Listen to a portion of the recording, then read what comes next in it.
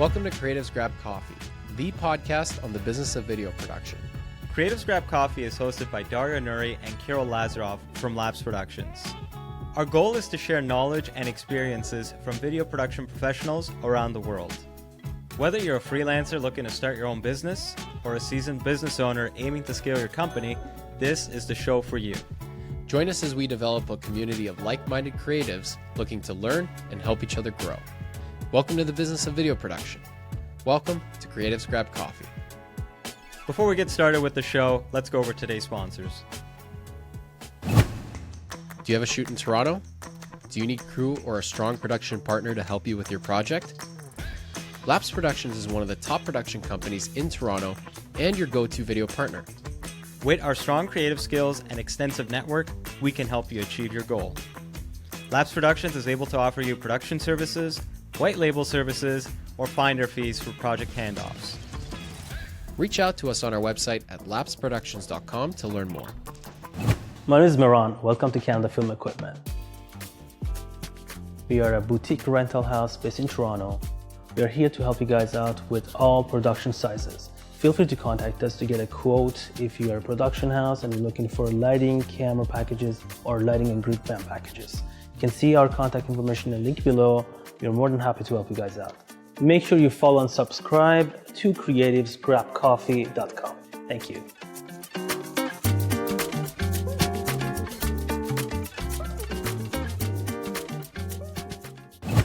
Hey, what's up, everybody? I'm Matt. Welcome to Audio Process. We are a boutique audio company doing location sound, sound design, post-sound, ADR, Foley. We service equipment. We do all your audio needs here in Toronto.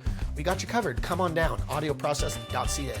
Don't forget to like, follow, subscribe, and all of the other internet things to creativesgrabcoffee.com. They'll be waiting for you. I'll be waiting for you, and we're all going to have a real good time. And now, let's begin the show. Okay, hi everyone. We got another episode today, and we got our first guest from Germany. We got Peter Schels from Dente Entertainment. Peter, welcome to the show. Nice to meet you. So let's start off with a little bit about how you got into the video industry, along with a little bit about your company. About my own life? Well, how you kind of got into the video industry. We don't have to go back to childhood and everything. Yeah. First inspiration. When I was 5 years old, I saw this movie. No, actually, I studied in Munich, communications, psychology, and politics. And around this time, I didn't know exactly what to do.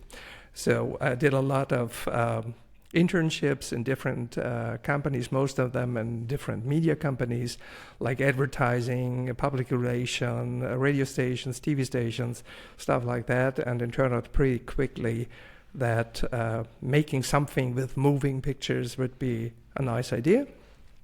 And this is how it started. Well, and then I guess when did you start Dente Entertainment?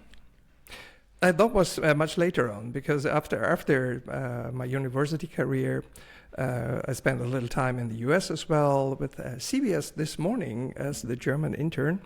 And afterwards, I started to work for a German TV station called RTL Television as an acquisition executive for films and series, so especially for American programs. And after that, I changed into the entertainment business and worked as a producer for comedy formats, for game shows and stuff like that. And eventually I started Dente in 2004, so 20 years ago. And Dente is a very Italian name, so for a German company it would be called Dente. Yeah, well, this is more or less a common question. How did you get this name, Dente? I really don't know exactly how I came up with the idea. I just know I didn't want to give the company's name with my own name, like Peter Schels Production, stuff like that. This is about kind of hybris. And on the other hand, I didn't want to choose any kind of international sounds like an English typical English name, like, I don't know, the moving company, the shooting company, I don't know, or at least not any Maori speech which made me translated success in the morning or something like that. So since I speak a little Italian and I love Italian food, of course, it turned out to be Al Dente Entertainment. And since Al Dente means on point and with bite, that is kind of a philosophy, and it matched very well with my own way of how I work. It definitely stands out, and it is memorable. I mean, it was funny because, as Dario mentioned, we kind of were thinking, oh, is this an Italian company? It's like, nope, it's just in Germany. But one thing we were curious about also was, like, what made you decide to kind of go off on your own? Because you were so entrenched in, like, the TV world, and you've had many years experience there. Like, what made you feel like it was time for you to kind of go out on your own? Right, that's true. Because I had an opportunity. Around this time, I developed a lot of formats for television, first for a company I used to work for, and afterwards just on my own. And I had something which sounded interesting to a decision maker in the big TV station. He said, yeah, we can do that, but you can't do it on your own. You're just a single person. You need a company to do that. And so I had to think about how can I now found a company. I never did this before. And a long-term friend of mine, who knows very well what to do, told me, come on, we do it together. I'll be your partner just in the background. And then we have a company. And this is the way it worked. And afterwards I had a company, but no job, because the pitch turned out that another company produced the format, which is the bloody TV business. And so I had a company without any kind of making money. And for a time it looked like we have to stop it immediately. And then I just decided to move ahead and to do something which I did 10 years before, like reports from events with celebrities and stuff like that. And so I started slowly to push on and to do a little TV features and stuff like that. And after a while, we changed into the corporate world. So what was it like going from, working for another company to starting your own, and then having to do, you are producing, so you're handling business management side, but now you're also adding sales to that. So what was that process like for you? Well, that's a good question. First of all, I think, of course, you have always to do something with business in a way. I did the acquisition for a TV station, so of course it has a lot to do with contracts, with calculations and stuff like that. But honestly, I'm not a typical economic person. I saw myself always more on the creative side, on the communication side, you can say. And to start acquisition in that business was really new for me. Thank to God, I had already a kind of a network. So the first thing you always do when you start a business, you call the persons you know. And you use the contacts you know. And I did this as well. So I could start with these little tinier things, like I told you before. And when it moved into the corporate world, which happened just by coincidence, to be honest, I had a lot to learn how to do the, around this time, pull acquisition, and really to call companies to find out who is the responsible person, who is the decision maker, who is the person you have to talk to, where can you present yourself, and that was a hard and bloody way. So so I guess it was a whole new direction for you and everything. Would you say, how did you, what were some of the things you learned doing that? Like, what were some of the things that helped you? Doing the acquisition? Yeah, and just like, again, you're doing more sales now, you're acquiring clients on your own. What were some of the things that helped you become better at that? Well, as a matter of fact, I think it's not about selling.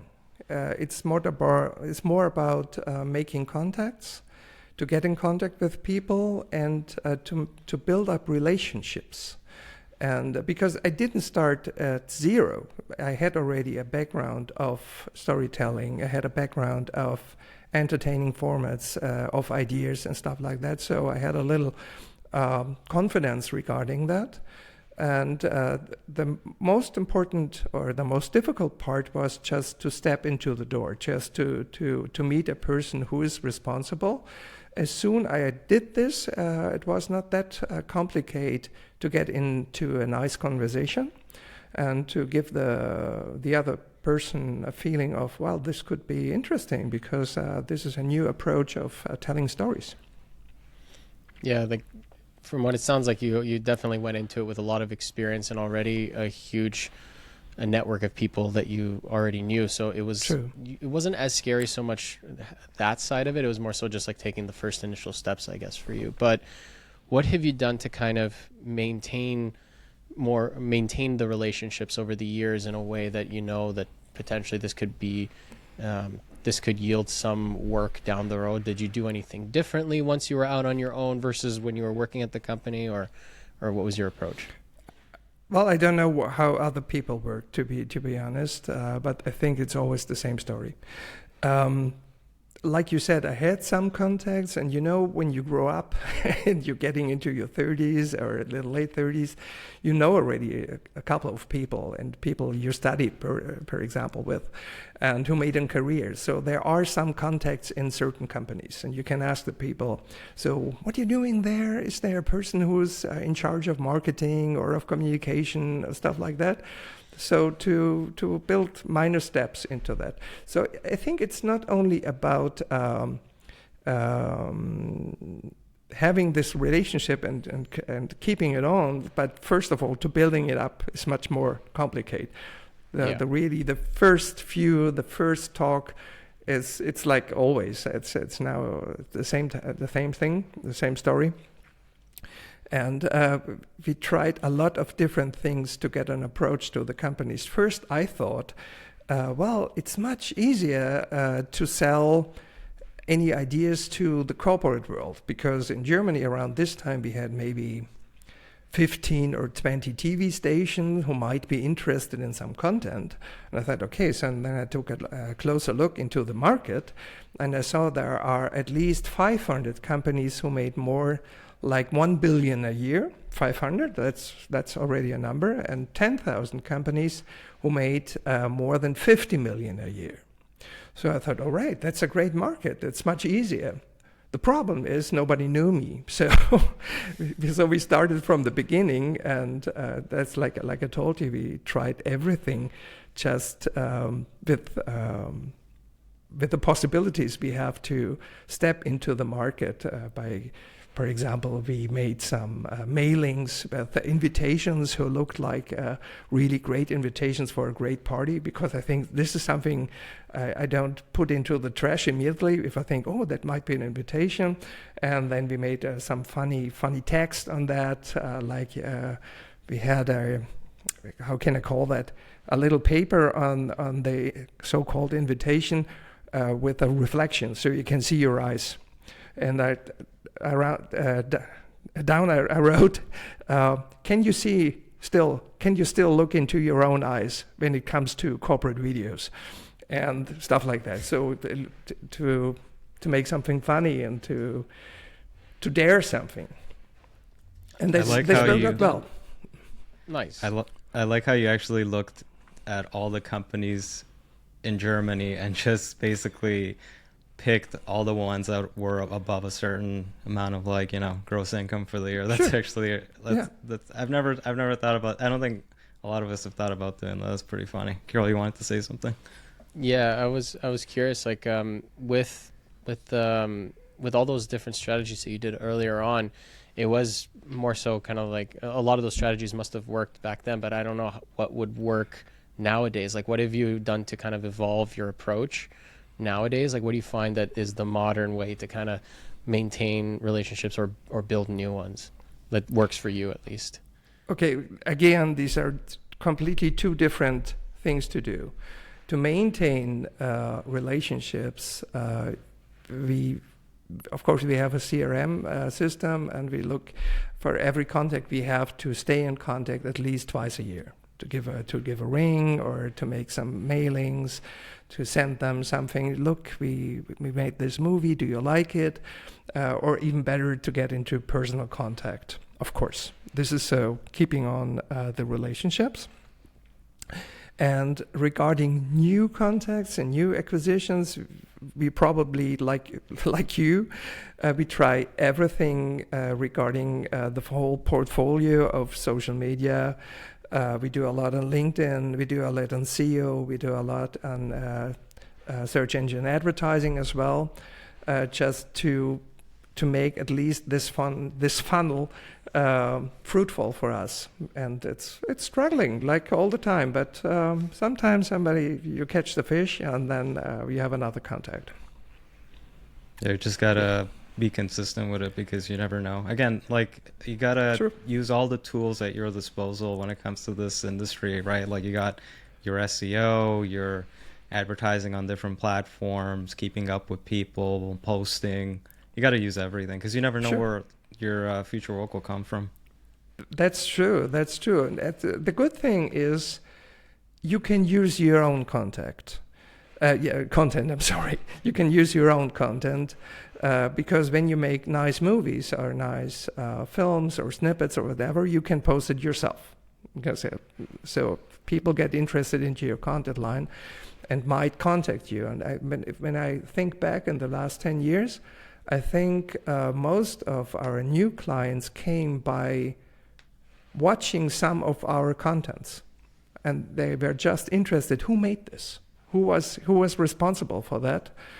And on the other hand, of course, we put a lot of our money, what we have, into our own website that we can be found by keyword advertising, like recruiting video or image film or corporate video, stuff like that. And in Germany, meistens Unternehmensfilm is corporate video. So, and sometimes someone finds us and said, all right, you might be interesting for a pitch or something like that. Do you find that, because you talk about posting content, especially content that you've created, do you find that it's good to treat your own company as if you are a client in a way? Because, with clients, we always tell them, video content's really powerful for you in terms of like really getting yourself out there and whatnot. So have you noticed that it also works for you? Like, you guys create a lot of, like, not just share stuff that you've done, but like content created specifically for your company? We did both, both ways, and we had success with one little film we produced 10 years ago that was out of a situation when we didn't have any client. So that was really one of the really hard phases of the year in 2014.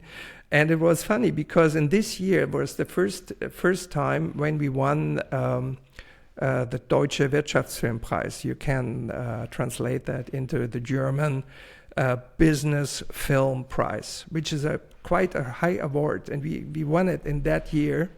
And I was pretty sure now everybody is stepping into our door because we won this prize. We are really on the A-list, but we weren't. The people didn't react to that. So we felt like the German champions of doing corporate videos without having a client. And then we said, okay, let's realize something on our own. And then we had the idea of creating a big corporate video with a little company, with a one-man company, a fruit seller. And we put on the typical text and the typical wordings and phrases, from corporate videos on this little tiny fruit seller. And that turned out to be a huge viral success because many German newspapers wrote about this little tiny film, mentioning also our company. We won a lot of prizes and awards. And afterwards, we've been for 3 years on position number 1, page 1 in Google when you searched for image film. Nice. So that worked very well. You just mentioned like a hardship you had 10 years ago that prompted you to create that film. I'm just wondering, like, what were some of the other hardships you faced in growing your company to where it is now? Well, there's so many phases who are really, really difficult. I think everybody knows that who has his own company, that it's going up and down. But when it is straight going up, who has this experience? Always wonder why. Probably some guys in Silicon Valley who have this experience, building up a unicorn and getting rich like hell within a year. I don't belong to this group.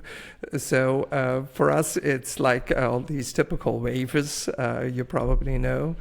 And every 4 years something is coming up, and then you have the feeling, okay, now it's getting difficult.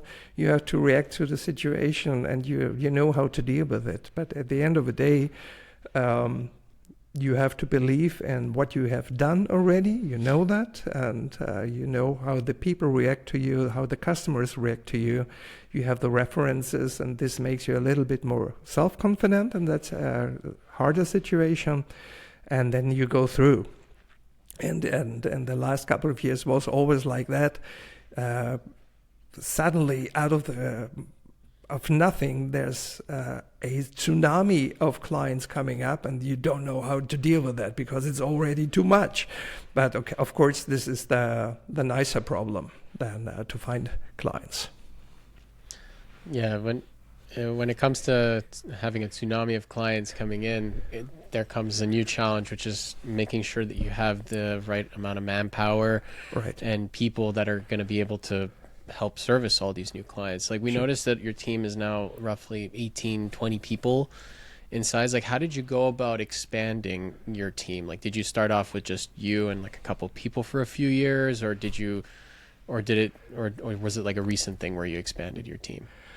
Well, first it was only myself, and after a couple of months I had the first intern, and also a lady who did a little bit for the finances and stuff like that for me. But she appeared maybe twice a week, so I don't count this into employee. And after 3 years, I had around 4 employees, something like that, 4 colleagues. And after the movie I told you 10 years ago, we moved from 7 to 12 within a couple of months because we had so many requests from the industry. So, yeah, the interesting thing about you is that you're part of, like, I would say, like, the outlier of video production companies, because to have like over 20 or almost 20 people is very rare. Like usually a lot of companies might be just, solopreneurs, might have a partner like Kirill and I, or they'll have maybe under 5 employees. That's kind of what we've seen with a majority of the guests that have come on our show. But for you to grow to that size, that's really impressive. I'm just wondering, it's easy, I guess, like if the money's coming in, it's easy to hire people, but to keep them and, develop like the right relationships with your employees and everything is pretty hard. So I'm just wondering, how do you go about maintaining such a big team? Well, treat the people good. I think this is the main thing. It's always about relationship. And I think modern co-working means to build up an atmosphere of trust. And at least you choose people who are mirroring yourself and your character and your personality a little bit. So for me, some values are really important, like humor, having fun. Don't take yourself too serious. Take your business serious and your work serious, but don't take yourself too serious. I don't like people who are just telling about how great and how cool they are. This is the most boring thing. I like people with the confidence of showing up with mistakes and with, I couldn't do that. Openness. Transparency. So all these, I know these are all buzzwords, but at the end of the day, this is what it counts. It's like a friendship. You choose the people you like. Because this is the good thing about friendship. You can choose your people. Your family you can choose, but the friendship you can choose. And also your coworkers. So you always look for talents who might match to the little strategy of your company, who might add some skills who are affordable and make sense at the end of the day. And on the other hand, much more important, well, I'm repeating myself, is the personality. Who is the person behind that? So what do you find that works well for you to, follow up on that? Is it like maybe doing like a weekly get together with them, creating passion projects and getting everyone on board with that, or helping them, like how do you help them grow essentially within your company and feel like one strong team? Oh, wow. That's a very, very good question. And I mean it. This is very, very good questions because at the end of the day, on the one hand, people want projects. They want to develop themselves by projects. So you need the projects who are interesting, who are challenging, who are giving them an opportunity to grow. For example, sometimes we have international productions and in other countries, like I told you before. And of course, to make a shooting or production, I don't know, in Bulgaria or in Italy or even in the US or in South Africa or in South America, is always a kind of a journey, a personal journey, which makes you grow. So of course, people love experiences like that because this makes you better. So this is one side, one aspect.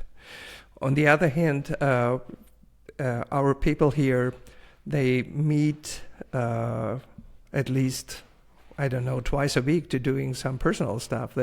Most of them are really friends. They go together in the movie theater. They're making video games or stuff like that, or they do sport together, stuff like that. So and they have the opportunity to do that as well because we support that. And of course, sometimes we party a little bit. Of course, this is part of the game. I think it's really important. Nice. When we were talking during our pre-interview, you mentioned that your niche as a company is humor, which is funny because for a German company, like the stereotype is very serious people and everything, and you told me that humor. Your niche, it really is a niche though if you think about it. So do you wanna expand a little bit on that and kind of tell our audience a little bit about how you niched into humor? I can tell you how it came because I think it has a lot to do with my background. Like I told you, I grew up in the entertainment industry. With sitcoms I bought for the television, but also in producing comedy shows and stuff like that. So laughing, having fun was already part of my storytelling. And when I get in contact with the corporate video world, I realized that most of the stuff was really, really boring. I mean, really boring. Sometimes produced with a hell of money. But to be honest, nobody was watching that because it was not interesting and it was not entertaining at all. There were no emotions. And I don't know how it came, but at a very early point already, I said, all right, let's make something, a storytelling, which is maybe humorous, which is funny, and is also supporting your message. And after a while, it turned out very well. And meanwhile, there are many companies who are asking you exactly for that. They want really content with humor, content which is entertaining for the people, especially now because social media is so much growing. So, of course, that works very well. When it comes to suggesting this type of new content to corporate clients, it's very out of the norm for them when they start to hear about these things, because anyone in our industry is always trying to find different ways to kind of make corporate videos a little bit more engaging, a little bit different, so not as dry as how they typically are. Right. And sometimes we find ourselves trying to pitch them on some new ideas and things like that. But then sometimes, or not sometimes, but a lot of the time, corporate clients are kind of like, that's a little too risky, or maybe they don't have as much time available to kind of help execute it properly. So they want to go for the safe, simple type content. Like, how do you go about pitching them on these kind of bold, humorous ideas? Well, I know this problem, of course.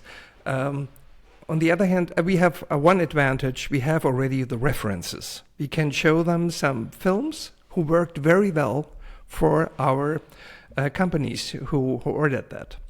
And they see that and say, I want something like that as well. So that's a big advantage. And on the other hand, well, at one point we had to start with presenting humorous content and humorous storytelling. And I think when you make a presentation, it's always very useful to show different ways to getting to the goal and different ways of storytelling. This is what we always do. When we go into a pitch, we show at least 3 ideas. One is more or less very conventional, conservative, you can call it. I don't know, talking people, they tell something about the story, which is absolutely fine because it's an authentic way and it's nice. And then we can come up with a really funny idea. And we present this already with a ready-made script and with a storyboard. Even though they haven't asked for that, we do it. Because nothing is more convincing than conviction. And we tell them the story and they start already to laugh while we are presenting it, which is a really big thing. And then it makes it easier. And still, you're absolutely right, Carol. There might be some people who are afraid or not that courageous to present it to the people above them. But on the other hand, many decision makers are asking for more original and also humorous content. They don't want to be bored anymore. So I think there's at least in Europe, I don't know how it is in the US, you can tell me, there's really, the companies found out it makes no sense to transport our communication in this conservative and fucking boring way. Because nobody will listen to it. Nobody wants to see it. So they are ready to make it, and they are prepared to make it. And there's a lot of humor going on now in the industry. That's good for us.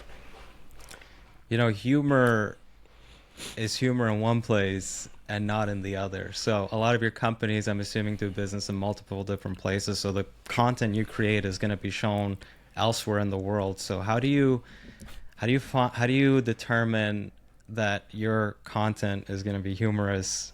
You know, how do you determine it's going to be universally humorous? Mm-hmm. How is it possible that there are Hollywood productions who work everywhere? How is it possible that there are Hollywood production with Ben Stiller? I know I love Ben Stiller. That's why just comedies worked all around the globe. And really, you can call any continent, you can call any country, it works. Because I think we as human people, we are not that different. Of course, there might be cultural differences. And of course, a person in Brazil might be not laughing about a certain issue, and someone else in Bulgaria not about this subject or this topic. This is possible. But at the end of the day, I think we have a need for hilarious content, and we have a need for feeling nice, because it's a kind of a positive energy who's coming up. And look at children, because we are all grown-up children, right? And children love to laugh. Children laugh much more than adults does. 300 times a day. How much are we laughing? 4 times a day? I don't know. So we have that already in our genes, and this is what I'm believing in.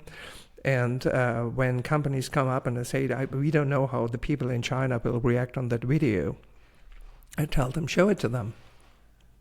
Try it out. If you like it, that's already very awful. Think about it. Produce always a movie you like to see on yourself. It's much more important, and it turned out very well till now.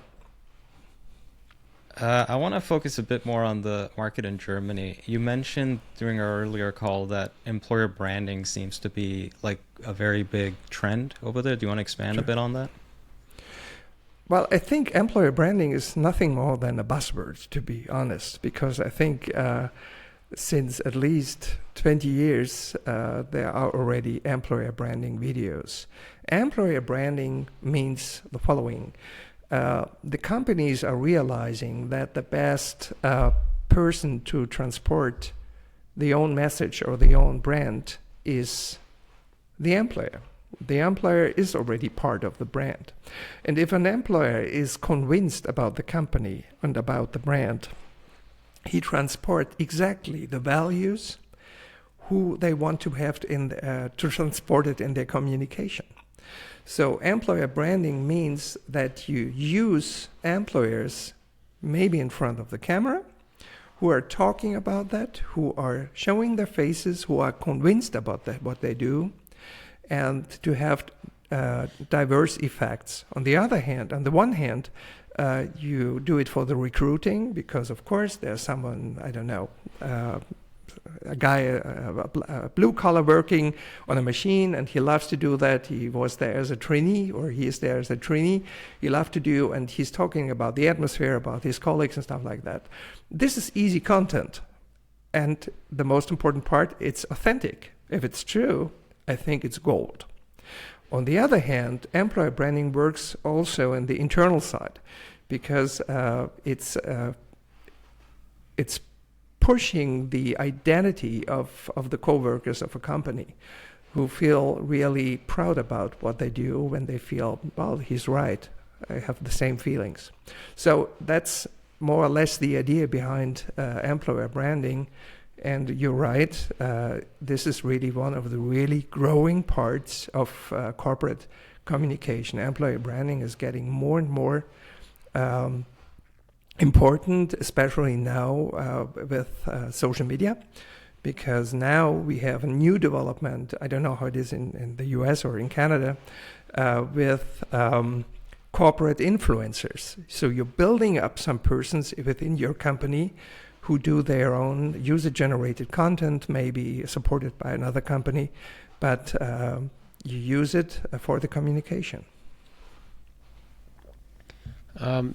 Would you say, like, with there being such a huge need for this type of corporate content, and a lot of companies, they need such a vast different amount of content, how would you say the competitive market is in Germany for you in terms of like when you're pitching to a lot of clients? Because, for example, here in Toronto, there's hundreds of companies that are not only competing with each other, but also with a lot of ad agencies, which is like a whole another ecosystem. Like, would you say it's similar in Germany, or Absolutely. Are there a few bigger players that are present?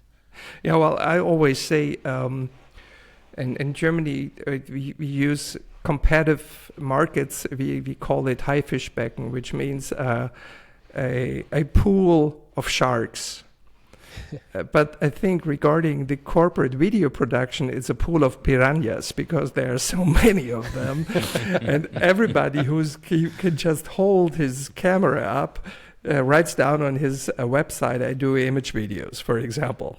So there's much more competition on that. That's absolutely true. So you have to find a way to differentiate you from your competitors in a way. And humor can be a way, size also. So it's not that bad to have a little bigger company, like, because you asked before, how is it to have 20 employees? The companies, we work a lot for industry companies or for mid-sized companies at least, they realize this gives them a kind of a security, okay, that there's a safe amount of people who will work on my project that might turn out very well. So, but you're right, it's very, very competitive, and that's why we always look to find niches who are attractive for us, or at least that customers come to us. Per example, I'm talking too much, I'm sorry, but many companies, smaller companies, they are seizing projects in the B2C sector. We want to do something for this food or for this supermarket or I don't know for what, for this car, because that's so close to them. We look always for business-to-business companies because their business is much more complicated. And it's much harder to understand. And they have, at the end, much more need of communication. So it's harder to go into that, and it's more stressful. You have to do a lot of research and for understanding work. But at the end of the day, it turns out very well. So there's a lot of competition there from what you're saying. Like, how do you go about navigating that competition? Because a lot of the times it might come down to pricing, and being a bigger company, you have obviously more overhead, so your quotes are going to be a lot higher. So how do you overcome that challenge? Well, pricing is always a topic. At the end of the day, I make it very easy for us. I never would take over a job where I don't feel comfortable with. And I tell our clients, don't take any offer from us you don't feel comfortable with. I think a good business is always a business where both parties feel absolutely fine with. So as soon as one side just doesn't feel comfortable, like I said before, it makes no sense, because this will go through the whole project. All the time you will think, oh, they don't give us the money we deserve. Or the company thinks, oh, they're taking too much money, that makes no sense. This is not a basic for a good business. I think money is important. It's absolutely fine to be clear. And taking this under consideration, because he asked, per example, by a pitch, which is maybe only based on pricing, we step out immediately, because this is not the way we want to convince our people. We convince our clients by the story, by the concept, by what we want to do, and what we think is the right solution, and not this is the perfect price. So it has to fit together. It makes nothing else makes sense. Yeah, because it shows where their focus is immediately before you even jump into the project. Like a lot of the time, a lot of really good client projects come in when they want to ask for some ideas. You pitch some ideas, and you're kind of like working on the creative a little bit. And then once you've set on like some kind of vision, then you kind of get into the weeds of what the cost is, because then their focus is more so on the content itself. If the only conversation you're having with a lead is, okay, how much is this going to cost? Then you're working backwards at that point. It is a race to the bottom. You're working backwards. It's like, oh, if you only have X, Y, and Z to invest in the video, this is all we can do. And then when you come up with an idea based on that budget, it's not going to be as enticing. So it's just a lose-lose a lot of the time. But 100% agree. 100% agree. And the other example is that a client comes up who has already a briefing and an idea and the whole storyboard and stuff like that, which might be not that creative, but you take a look to that. And then you see the number they want to do it with, this project. And I say, okay, so you want a Ferrari, but you pay a Fiat to be in your hometown, Dario. So it makes no sense at all. It really is my hometown. I was telling him earlier how like my grandparents used to live right across from the old factory that they then turned into a mall. So good reference to the Fiat one. You were, I used to drive Fiat, by the way. Yeah. I live in Vaughan now, so I see quite a few of them driving around the apartment. It's another part of Italy now. You were showing me a lot of awards when we first chatted. And I remember telling you, because you asked if we applied to any award shows and everything. I said, no, I don't really believe in it. But you were telling me very adamantly it's very important to do. So talk a little bit about that. Sure. It came up very early. I think after 3 years, we had our first corporate production, which was quite a nice thing. It was original. And my DOP told me, hey, you have to put it into an award. And I had no idea. I didn't know I didn't even know that there are awards about that. So I made some research and I found out, okay, there's a corporate video award, so I'm going to participate in that competition. And we won. So that was our first prize.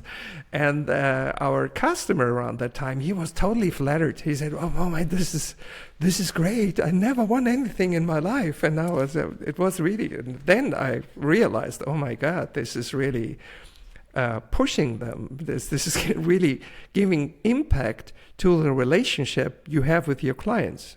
Kirill, you asked before, how do you connect with your clients? And one of the best things is to get an award for the movie you made for them, because they feel really honored in a way, and they get a huge reputation within the company when they show up with an award. This is really something special for them. And that's why, for my opinion, of course, it's always a kind of a strategy. As soon as we make a film which has the potential to win in a certain competition, we send it into that, because it has a lot of positive effects when we win, of course. At least we have to go to the short list, because we can communicate that all the time. We do that on social media. Look at that. We are on the short list of the Cannes Corporate Award. We do unboxing videos when we receive the award. When we go to the award show, we make pictures like crazy, and we're filming like crazy, and we inviting our customers as well to participate, to come with us. So there are a lot of positive effects on that, and I really like to do it. It's not that important to win, because we won already so much, but to have the feeling. And it's also for my coworkers, it's very special. Most of the people are young, really young people, between 20 and 25. And they're starting with their career. When they are part of a production who won something, I don't know, at the New York Festival, for example, this is really giving them a great feeling. So there are a lot of positive effects, and that's why I strongly believe into the effect of winning an award. Yeah, because you're giving not only your team more value, but you're also giving your clients more value further than just simply completing and delivering the project. And I guess one subtle thing that it also does as a huge benefit is that it kind of puts you together as a team in their minds as well, a lot more. It's like, hey, we're going to win this award together. It's not like just you as the production company is winning it or anything like that. It's like you're winning it collectively through your collaboration with the client. So I can see more value definitely in the awards process for sure. But I guess it just is a matter of like where do you apply for these, right? Because Dario and I have seen so many different ones over the years, and a lot of them request huge payments to submit videos for awards and things like that, which kind of is why we were kind of like stepping back from it. But I guess it's just a matter of like finding ones that work for you, right? I can recommend for you the U.S. International Award. This is an award who exists now for 50 years or something like that, and they have a new owner. The owner is from Europe. I don't know this guy. And he started with the new one, the relaunch of the award 2 years ago. It's U.S. International Award is the name. And the amount is affordable to participate in certain categories. So that might be a start as a recommendation. And I tell you for the client, it's not that important which kind of award it is. An award is an award. I don't know, is this the Beijing Crying Monkey Award? I don't know. But at the end of the day, they see, well, we won. We won something. A jury decided our movie to be among the best. And that's always a signature. So I'm sure, I'm not really into the competitions in the US. We won once at the Houston Corporate Video Film Festival, I guess. There's one. You mentioned the Cannes. I didn't even know this was a thing, but Cannes also has like corporate video. Yeah, I didn't know that was one. Exactly, it's the Cannes Corporate Video Award. great competition. And they really, take a look on the website from them and you will see fantastic movies. So this is really inspiring as well. To see the winners is really a cool thing about this as well. You've been running your company for over 20 years. And again, I had this thought over the weekend in terms of like, what legacy do I want to develop for our company? Like, what's our vision going to be long term? So I guess it's a two-parter question, and we can split it up. But I guess first part would be, do you feel satisfied with the legacy you've created with your company? And then the follow-up to that will be like, how do you maintain like a future forward vision for your company being so developed? Well, to be honest, if I would tell you now I had this plan 20 years ago, or this strategy, this is going to happen, that would be a complete lie. My nose would grow like that. So, as a matter of fact, it just happened. Many things just happened. We just went into this business and it turned out to be well, and we had some success in that. So, but there was no strategy behind it. After a while, we realized, okay, this is a market, there might be opportunity, and with the kind of storytelling and the kind of way we treat the people, maybe this might be interesting for the market, and I still believe in that. Right now, it has changed, because 20 years is quite a while, and of course, you think about what is going to happen now, what is going to happen next. And of course, I have some dreams. I don't want to call it a vision, because a vision is much more concrete than a dream. Of course, I would love to have an international network. For example, a little tiny office in New York, or in Vienna, or in Paris, or stuff like that. That sounds just nice, but it's only a dream. Right now, we have the vision to developing ourselves, but the main vision is for the company, it's not for us. That's why I think a good vision is always a vision which is serving your clients and not yourself. And our vision is, we call it, we make companies being friends, which is a vision, because companies are never friends like that, but that's why it's a vision. But it shows the way to what we like to do to make companies and brands approachable, human in a way. So this is really guiding us at the North Star, if you want so.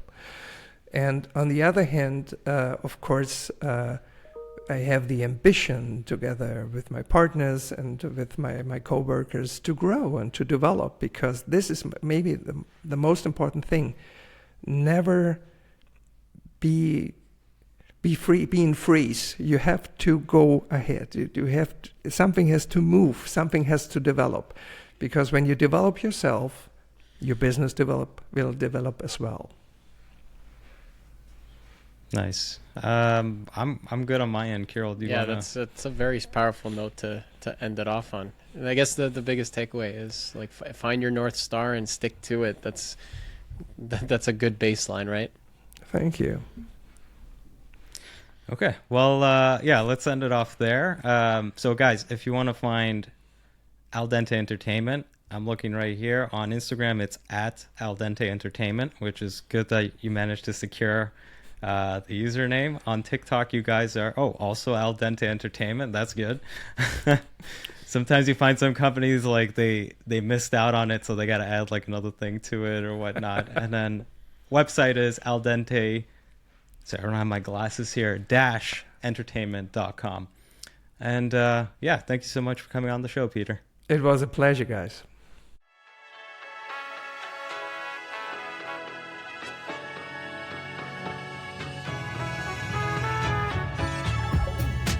Thanks for listening to this episode of Creatives Grab Coffee. Please make sure to follow and engage with us on Instagram, TikTok, LinkedIn, YouTube, and your favorite podcast app. Creatives Grab Coffee is created by Labs Productions, a video production company based in Toronto, Canada. Creatives Grab Coffee is also sponsored by... My name is Miran. Welcome to Canada Film Equipment. We are a boutique rental house based in Toronto. We are here to help you guys out with all production sizes. Feel free to contact us to get a quote if you are a production house and you're looking for lighting, camera packages, or lighting and group fan packages. You can see our contact information in the link below. We are more than happy to help you guys out. Make sure you follow and subscribe to creativesgrabcoffee.com. Thank you.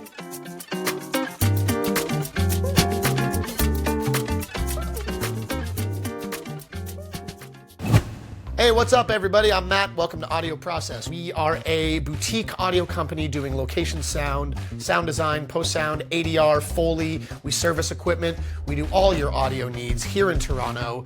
We got you covered. Come on down, audioprocess.ca. Don't forget to like, follow, subscribe, and all of the other internet things to creativesgrabcoffee.com. They'll be waiting for you. I'll be waiting for you, and we're all going to have a real good time. Thanks for listening, and we'll see you on the next one.